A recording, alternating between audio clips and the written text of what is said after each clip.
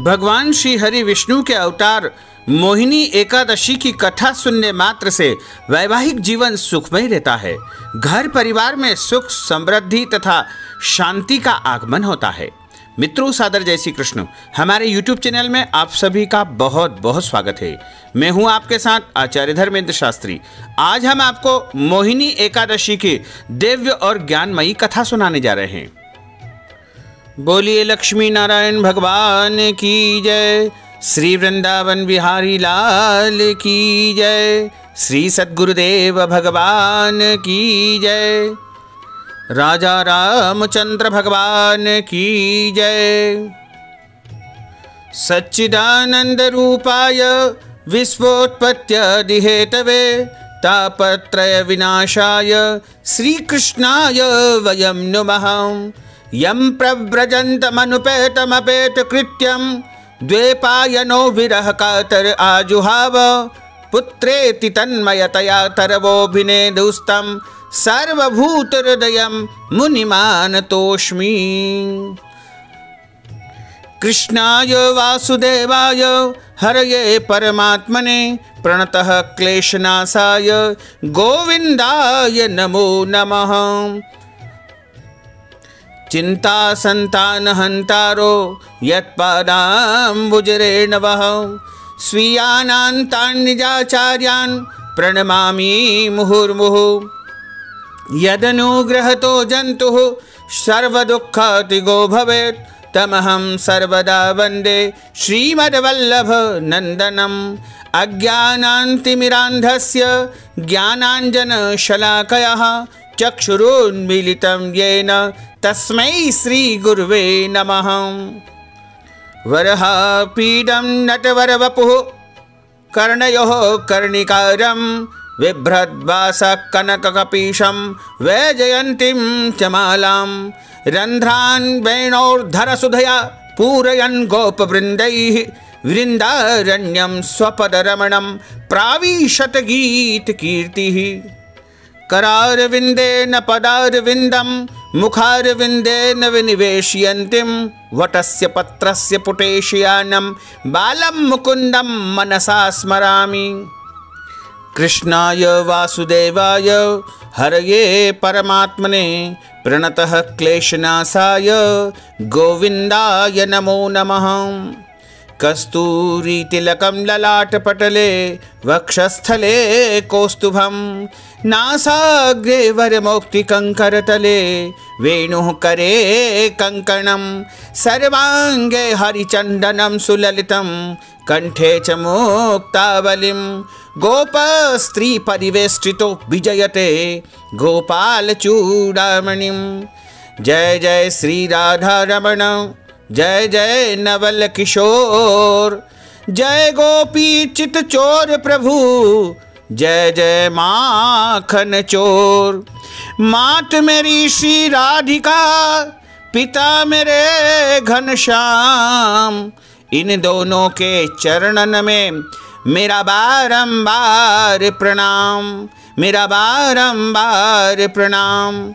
मोहिनी मूरत श्याम की वो मन रही समाय, जो मेहंदी के पात में लाली रही समाय। धन यौवन एक दिन उड़ जाएंगे जैसे उड़े कपूर। मन मूरख तू श्याम भज, मन मूरख तू राम भज, क्यों चाटे जगधूर, क्यों चाटे जगधूर। परमपिता परब्रह्म सच्चिदानंद घन भगवान श्री लक्ष्मी नारायण को सबसे पहले हम नमन करते हैं तथा मोहिनी स्वरूप भगवान को भी नमन करते हैं। आज हम आपके सामने वैशाख माह की दिव्य और ज्ञानमयी यह मोहिनी एकादशी की कथा सुनाने जा रहे हैं। इस मोहिनी एकादशी के विषय में बताया गया है कि यह परम पुण्यों को देने वाली है। यानी सहस्त्र अश्वमेघ यज्ञ यदि आपको करना है और उसका पुण्य जो होगा वही मोहिनी एकादशी के पुण्य का प्रताप होगा। वैशाख माह के शुक्ल पक्ष की एकादशी तिथि को मोहिनी एकादशी कहलाती है। इस दिन भगवान श्री मोहिनी स्वरूप विष्णु की पूजा की जाती है तथा भगवान पुरुषोत्तम राजा राम की भी पूजा करने का विधान है। व्रत के दिन भगवान का जो है प्रातः जल्दी उठ करके स्नान करके शुद्ध वस्त्र धारण करके भगवान के सामने संकल्प करके उनका पूजन करना चाहिए तथा भगवान को सफ़ेद वस्त्र पहनाए जाते हैं। इस बार जो मोहिनी एकादशी का पर्व है वह 2 दिन रहेगा, क्योंकि 3 तारीख को सुबह 9:09 से एकादशी तिथि प्रारंभ होगी। चूँकि 9:09 तक दशमी तिथि है, उसके बाद से एकादशी तिथि लगेगी जो कि 4 मई सोमवार को सुबह 6:12 तक रहेगी। यानी रविवार को 3 तारीख को जो एकादशी है उसे दशमी स्पर्श कर रही है, इसलिए किसी भी परिस्थिति में दशमी से स्पर्श करने वाली एकादशी का व्रत नहीं करना चाहिए। हालांकि जो स्मार्त है यानी भगवान शिव की आराधना करने वाले शिव के भक्त हैं, जिन्हें शिव भी कहा जाता है, या साधु सन्यासी है, वो लोग दशमी युक्त एकादशी का व्रत करते हैं। तथा जो वैष्णव है, गृहस्थ जन है और भगवान विष्णु की, राम की, कृष्ण की भक्ति करते हैं, वो अगले दिन की द्वादशी युक्त एकादशी करते हैं। वैसे भी धर्म ग्रंथों के अनुसार दशमी युक्त एकादशी का पुण्य प्राप्त नहीं हो पाता है, इसलिए यदि आपको परम पुण्यों की प्राप्ति करना है तो आपको 4 मई 2020 सोमवार के दिन ही मोहिनी एकादशी का व्रत करना चाहिए। हालांकि यदि आप श्रद्धा और भक्ति के साथ में 3 मई को भी करेंगे तो भी उत्तम रहेगा। भगवान तो दयालु है, कृपालु है। भगवान कहते हैं कि पत्रम पुष्पम फलम तोयम यो में भक्त्या प्रयच्छति। जो भी भक्त मुझे पत्र, पुष्प या फल फूल जो भी श्रद्धा से अर्पित करता है तो निश्चय ही मैं अंगीकार करता हूँ। तो प्रभु तो जो है भाव के भूखे हैं, इसलिए आप भावना से यदि 3 मई को भी एकादशी करते हैं तो भी आपको पुण्य मिलेगा, 4 मई को करेंगे तो भी मिलेगा। इसलिए आप मोहिनी एकादशी का व्रत अवश्य करें। यदि आप 3 मई को एकादशी का व्रत करते हैं तो आपको 4 मई को दोपहर 11 बजे के आसपास जो है व्रत का पारणा करना चाहिए। और यदि आप 4 मई को एकादशी करते हैं तो आपको 5 मई की सुबह 5:44 से लेकर के 8:21 के बीच में मोहिनी एकादशी के व्रत का पारणा करना चाहिए। एकादशी के दिन निराहार रहना चाहिए या फिर एक समय फलाहार करके व्रत करना चाहिए तथा इस दिन अन्न का सेवन बिल्कुल नहीं करना चाहिए। एकादशी के दिन भगवान श्री हरि नारायण की प्रसन्नता के लिए किसी भी प्रकार से कोई ऐसा गलत काम हमारे द्वारा नहीं करना चाहिए, यानी काम आदि वासनाओं से हमें मुक्त रहना चाहिए। ईश्वर की भक्ति पूरे दिन करना चाहिए, उनकी कथाओं का श्रवण करना चाहिए तथा रात्रि में भी जागरण करने का विधान है। पूरी रात जाग कर भगवान के भजन कीर्तन और उनका स्मरण करना चाहिए। एकादशी के दिन किसी भी स्थिति में घर में चावल नहीं बनाना चाहिए या चावल से संबंधित वस्तुएं जैसे पोहा आदि भी एकादशी के दिन नहीं बनाना चाहिए। साथ ही एकादशी के दिन यदि आपके घर में भोजन बनता है तो उसमें लहसुन, प्याज या मांस मदिरा का उपयोग बिल्कुल नहीं होना चाहिए। एकादशी की रात्रि में पति पत्नी को ब्रह्मचर्य व्रत का पालन करना चाहिए, क्रोध नहीं करना चाहिए, साथ ही झूठ नहीं बोलना चाहिए और किसी का भी दिल नहीं दुखाना चाहिए। घर में आए हुए याचक, अतिथि या जो भी व्यक्ति हो उनकी सेवा करनी चाहिए, उनको दान पुण्य करना चाहिए और पूरा दिन भगवान की भक्ति में, परोपकार में व्यतीत करना चाहिए। एक समय की बात है, अर्जुन ने संयम और श्रद्धा से युक्त होकर के भगवान श्री कृष्ण को प्रणाम किया और कहा कि हे मधुसूदन, वैशाख माह के शुक्ल पक्ष की एकादशी का नाम क्या है तथा उसके उपवास को करने का क्या विधान है? कृपा करके मुझे विस्तार पूर्वक सुनाइए। भगवान कृष्ण ने कहा कि हे अर्जुन, मैं एक पौराणिक कथा तुम्हें सुनाता हूँ जिसे महर्षि वशिष्ठ जी ने भगवान रामचंद्र जी से कही थी।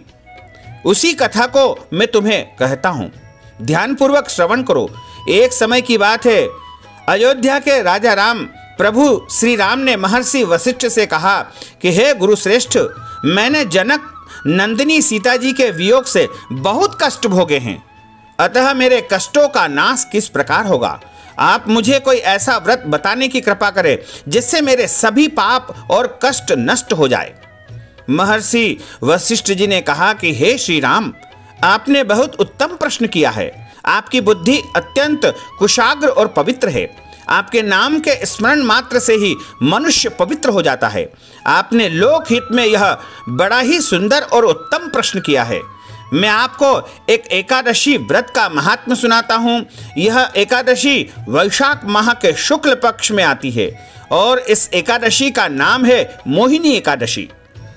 इस एकादशी का व्रत करने से, उपवास करने से मनुष्य के सभी पाप और क्लेश नष्ट हो जाते हैं। इस उपवास के प्रभाव से मनुष्य मोह के जाल से मुक्त हो जाता है। अतः हे श्री राम, दुखी मनुष्यों को इस एकादशी का उपवास अवश्य ही करना चाहिए। इस व्रत को करने से मनुष्य के जन्म जन्मांतर के पाप दोष तत्काल नष्ट हो जाते हैं, क्योंकि इस मानव जीवन में मनुष्य के द्वारा जाने अनजाने में कई प्रकार के पाप होते रहते हैं। इसलिए उन सब की निवृत्ति के लिए उनको मोहिनी एकादशी का व्रत अवश्य ही करना चाहिए। अब आप इसकी कथा को श्रद्धा और भक्तिपूर्वक सुनिए। प्राचीन समय में सरस्वती नदी के किनारे भद्रावती नाम की एक नगरी बसी हुई थी। उस नगरी में द्युतिमान नामक राजा राज्य करता था। उसी नगरी में एक वैश्य रहता था जो धन धान्य से परिपूर्ण था। उस वैश्य का नाम धनपाल था। वह अत्यंत धर्मात्मा तथा भगवान श्री हरि नारायण का भक्त था। उसने नगर में अनेक भोजनालय, प्याऊ, कुआं, तालाब, बावड़ी, धर्मशालाएं आदि बनवाई। सड़कों के किनारे आम के वृक्ष लगाएं, जामुन के वृक्ष लगाएं, नीम आदि जो पुण्य पवित्र वृक्ष है उनका उसने रोपण किया, जिससे पथिकों को, राहगीरों को सुख मिले, छाया मिले। उस वैश्य के 5 पुत्र थे, जिनमें सबसे बड़ा पुत्र अत्यंत पापी व दुष्ट था। वह वैश्याओं और दुष्टों की संगति करता था, बहुत पाप कर्म करता था। इससे जो समय बचता था उसमें वह जुआ खेलता था और बड़ा ही अधम था। पूरे घर परिवार के लोग उसके कारण बहुत परेशान थे। देवता पितृ आदि किसी को भी नहीं मानता था, बड़ा नास्तिक था। अपने पिता का अधिकांश धन वह बुरे कर्मों में उड़ाया करता था। मदिरा पान करता था, मांस का भक्षण करता था और जितने भी बुरे कर्म है वह रोजाना करता था। जब काफी समझाने बुझाने पर भी वह सीधे रास्ते पर नहीं आया तो दुखी होकर उसके पिता, भाइयों तथा कुटुंबियों ने उसे घर से निकाल दिया और उसकी निंदा करने लगे। घर से निकलने के बाद वह अपने आभूषणों तथा वस्त्रों को बेच बेच करके गुजारा करने लगा। धन नष्ट हो जाने पर वेश्याओं तथा उसके दुष्ट साथियों ने भी उसका साथ छोड़ दिया। जब भूख और प्यास से वह व्यथित हो गया तो उसने चोरी करने का विचार किया, डाका डालने का विचार किया और रात्रि में चोरी करके अपना पेट पालन करने लगा। लेकिन एक दिन वह चोरी करते हुए सिपाहियों के द्वारा पकड़ा गया, किंतु सिपाहियों ने वैश्य का पुत्र जान करके उसे छोड़ दिया। जब वह दूसरी बार फिर से एक बार चोरी करते हुए रात को पकड़ा गया तब सिपाहियों ने भी उसका कोई लिहाज नहीं किया और राजा के सामने प्रस्तुत करके उसके बारे में सारी बातें बताई कि यह व्यक्ति रात को नगर में चोरी करता है, डाके डालता है। तब राजा ने उसे भयंकर कारागार में डाल दिया। कारावास की सजा उसे दे दी गई। कारावास में राजा के आदेश से उसे बहुत कष्ट दिए गए और अंत में उसे नगर छोड़ने के लिए वहां से आदेश दे दिया गया कि जाओ, तुम हमारे नगर को छोड़ करके कहीं और चले जाओ। दुखी होकर उसे नगर छोड़ना पड़ा। अब वह जंगल में पशु पक्षियों को मार करके पेट भरने लगा। फिर वह एक शिकारी बन गया और धनुष बाण से जंगल के निरीह जीवों को मार करके खाने लगा और उनको बेचने लगा। एक बार वह भूख और प्यास से व्याकुल होकर भोजन की खोज में निकला और कौटिल्य मुनि के आश्रम पर पहुंचता है। जब वह उनके आश्रम पर पहुंचा उस समय वैशाख का महीना था।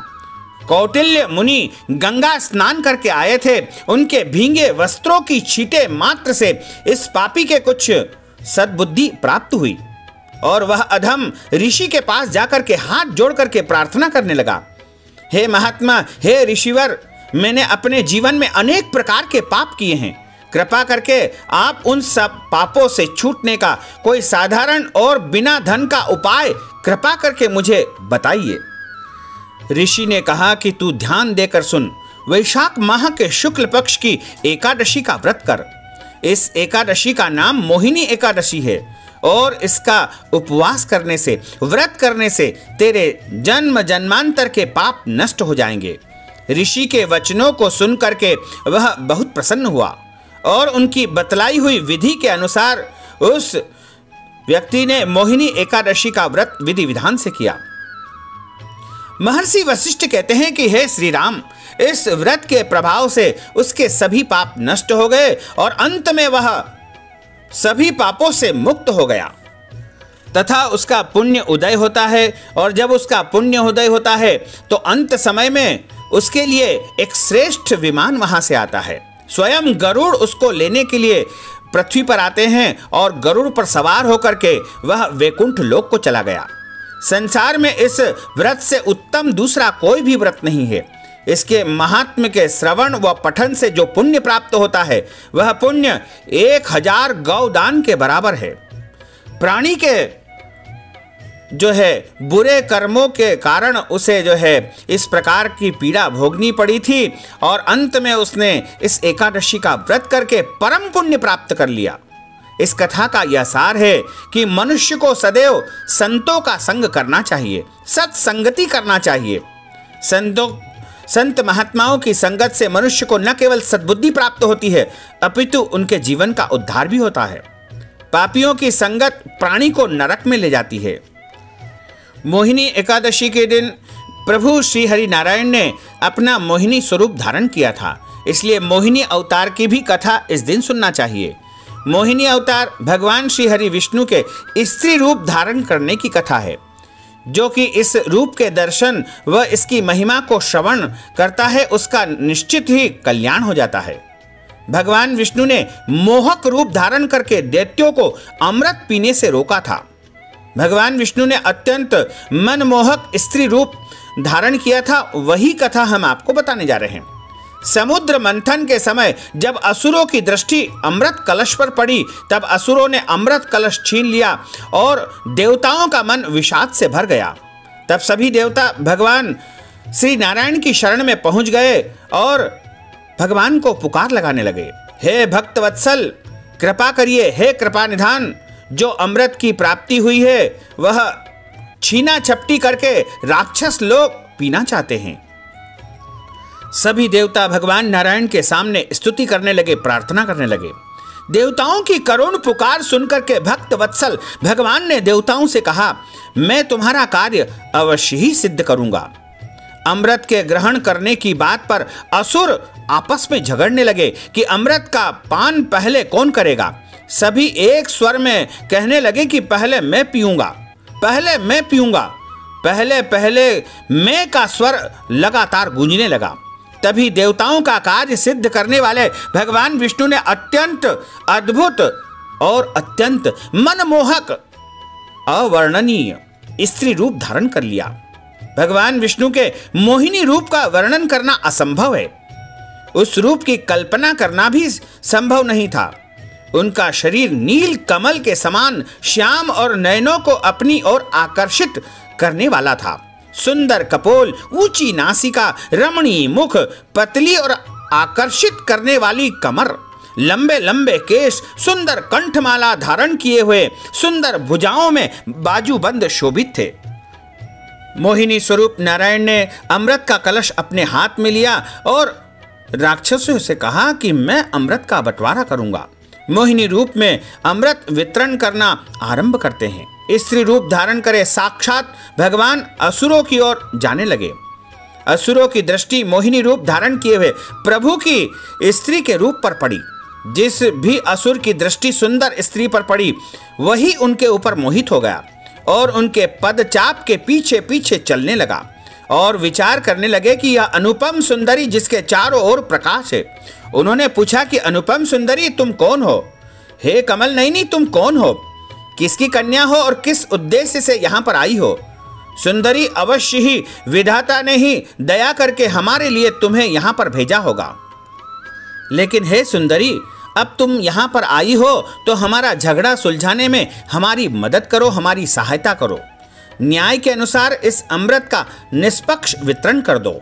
असुरों की इस प्रकार की विनती सुनकर के स्त्री रूपधारी मोहिनी स्वरूप प्रभु ने पहले तो आनाकानी की, परंतु फिर रहस्यपूर्ण भाव से हंस करके अमृत कलश स्वीकार कर लिया।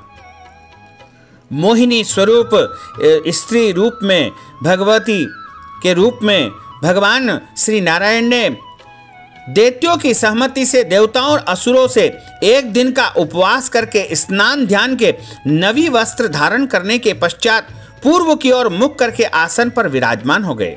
मोहिनी रूपधारी स्त्री के अपने मोहक रूप हाव भाव से सबका मन अपने वश में कर लिया और असुरों को अटखेलियां दिखाते हुए देवताओं को अजर अमर करने वाला अमृत का पान करवाने लगे।